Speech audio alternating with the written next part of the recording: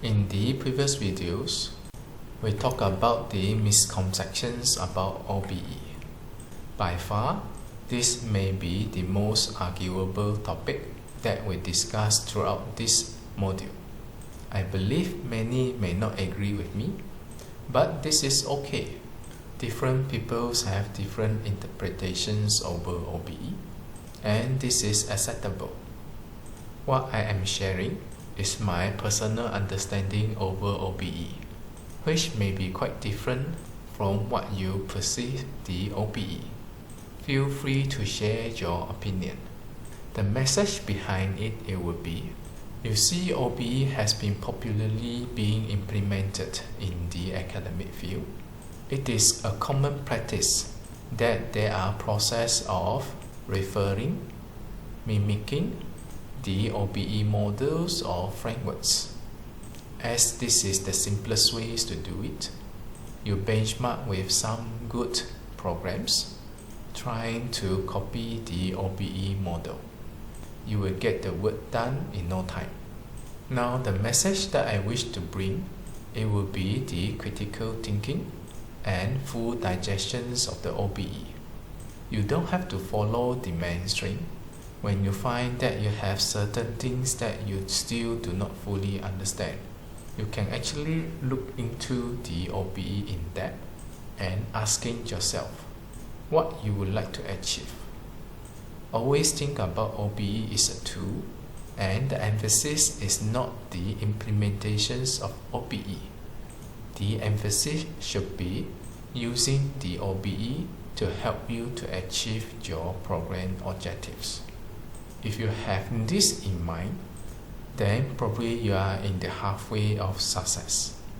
You can have a really unique program being delivered in a very unique manner, and if it is effective, sooner or later the other institutions will follow.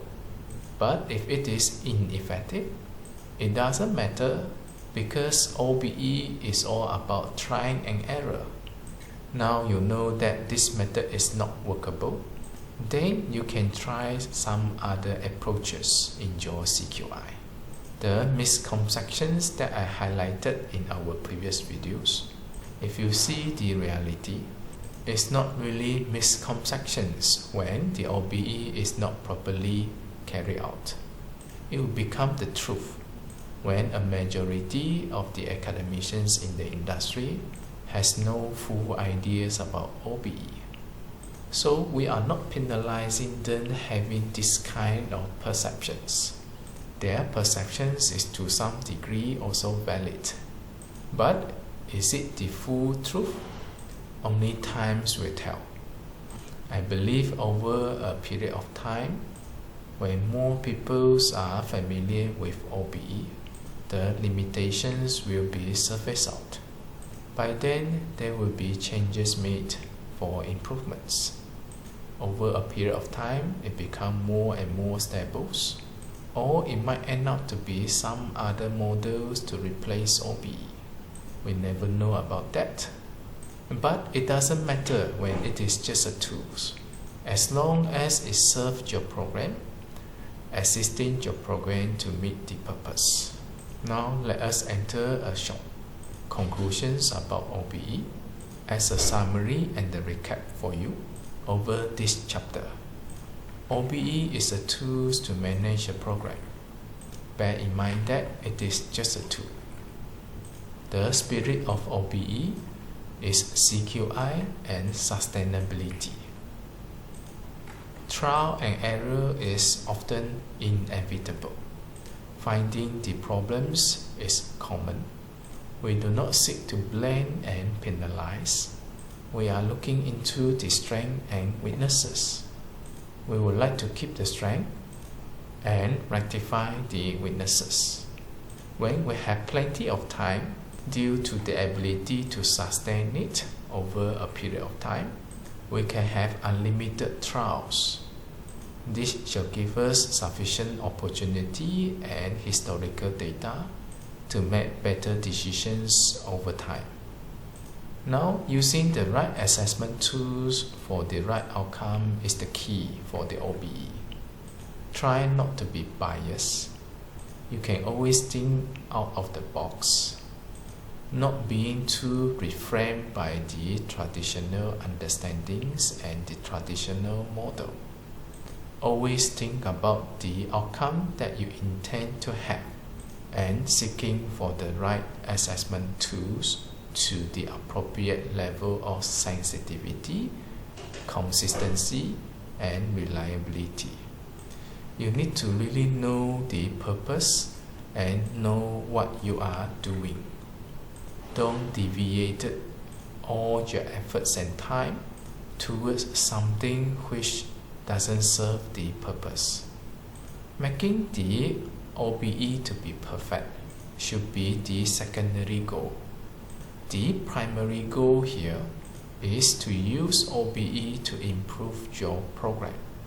Now, when you invested so much effort and resources into perfecting the OBE, if you do not know how to use OBE, or if the impacts given by the OBE to your program is so limited, this defeats the purpose of having OBE in your program. Now it will come to a dilemma that the accreditations body insists on OBE, but you didn't see any impacts of the OBE, except piling up your workload. Now this leads to you nowhere. If you have experience with accreditations, normally the assessor would like to know the existence of the OBE. That is the first thing that they would like to check. The second thing, they would like to know how your OBE operates. It is about the functionality of the OBE. Normally, they will not penalize whatever strategy that you use within the framework of OBE. And based on my personal experience, the assessors are also academicians in their own institution. They are also eager to learn, to observe different creative ways to deal with OBE. If they observe something good about your OBE, they are very eager to learn as well. As long as your OBE is well in place and it is functioning well, you should have no issue with accreditations. You just need to know what is the purpose and why you are doing it. There is no standard answer how the OBE should be done. The flexibility is given to you in terms of the strategy that you design to operate the program on basis of the OBE. Now, your ultimate goal here, it will be the effectiveness and efficiency, which many institutions overlook this. You want to have minimum efforts to be invested into the OBE. This includes the time, people, and resources, which at the same time, you want the maximum output. This is about the validity, reliability, accuracy of the result, plus effective responsive actions. You can also evaluate the qualities of the graduate that you are producing over time. If you monitor the graduates, you can even see their achievements when they are being discharged into the working industry. You can always get feedbacks from the stakeholders, especially the industry practitioner, in terms of the competency and the performance of your graduate.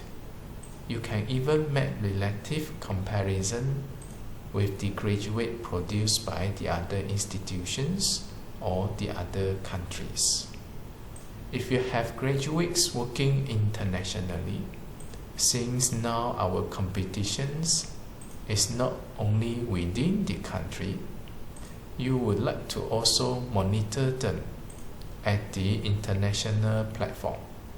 See if there is any lacking or limitations produced by our local graduates.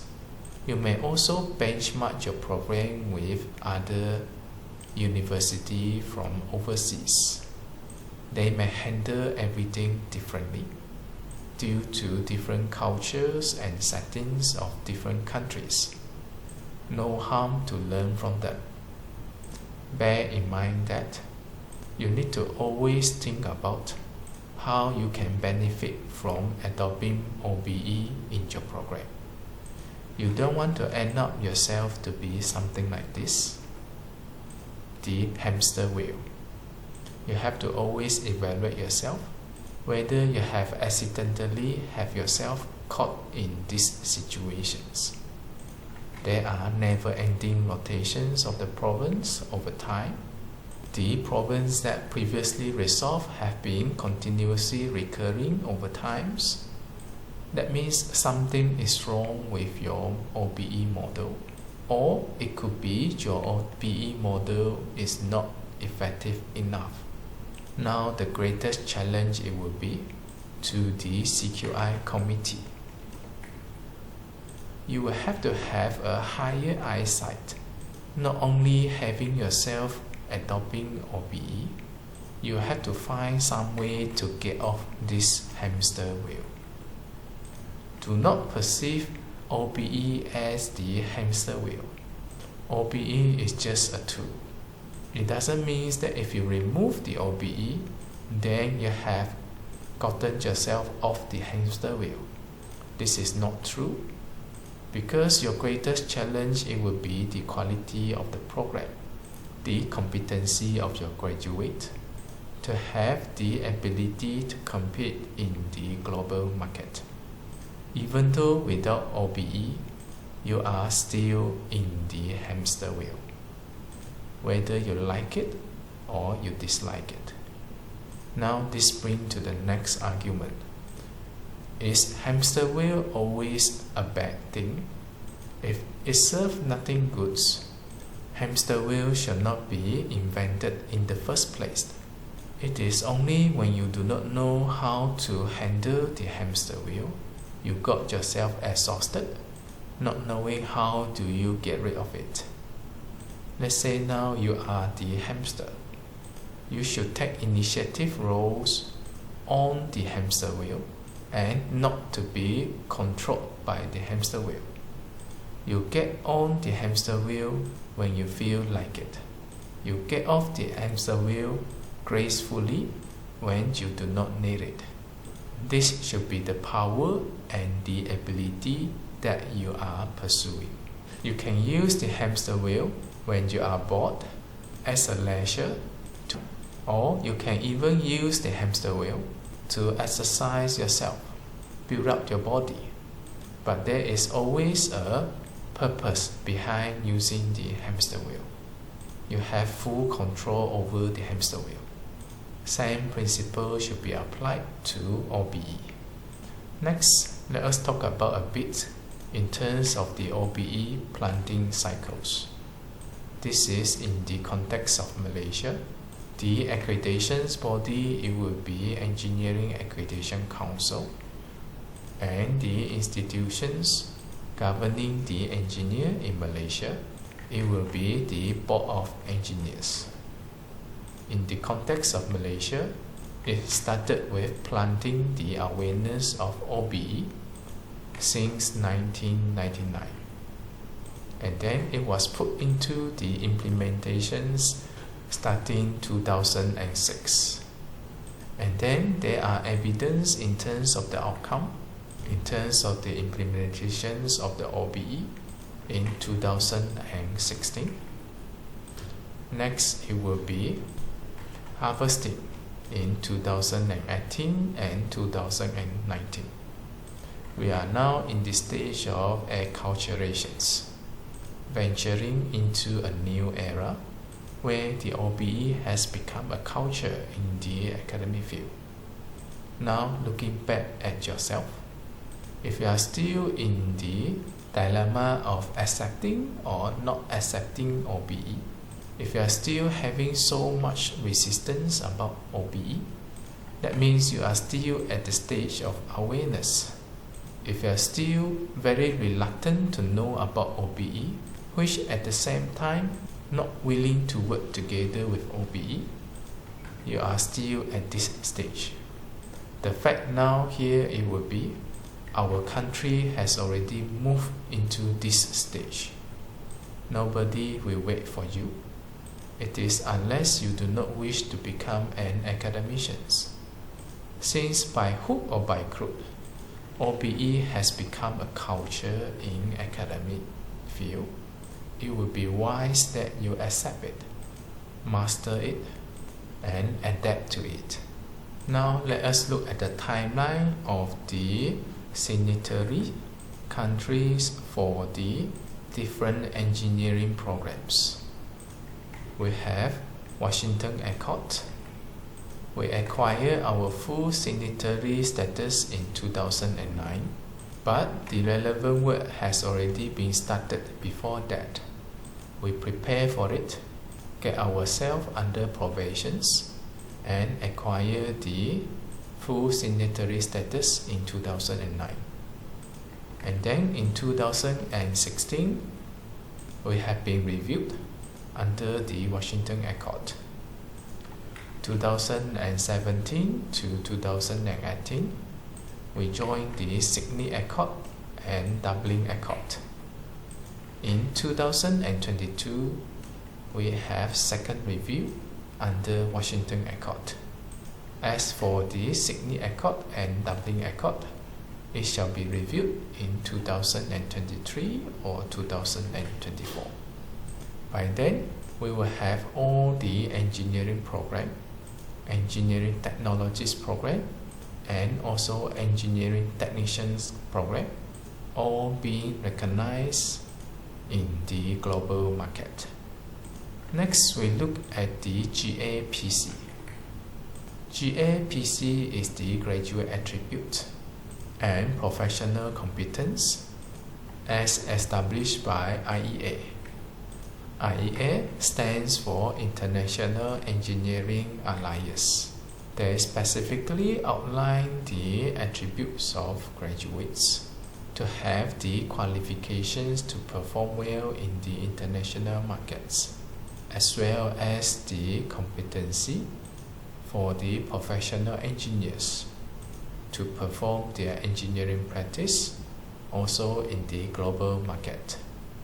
So far, we have come to the version 4, which was released in 2021. And as for the ESC manuals, this is all about accreditations to engineering programs. We have a series of them. By the time the video is being recorded, the latest ESC manual, it will be versions 2020. This is on the basis of 12 POs. The 12 POs are based on the graduate attributes in the GAPC version 3, which is released in 2013.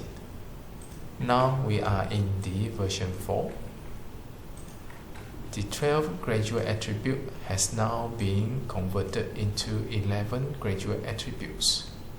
If you compare the list of the graduate attribute, it is not downgrading.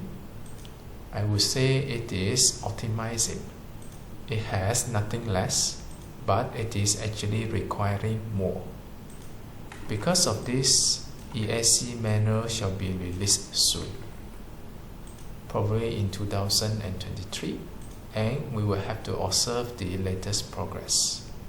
Now, if you are preparing for accreditations, remember that you will need to refer to the latest versions of the ESC manual to know all the requirements as determined by the accreditations bodies. It is likely that you view this video way later than the date. Regardless what years that you are in now, probably there are 5th, 6th, or 7 versions of GAPC. Probably there are more versions of ESC manual. You will need to make sure that you always refer to the latest version of GAPC and also EAC manual. With that, all the best, and I hope you success.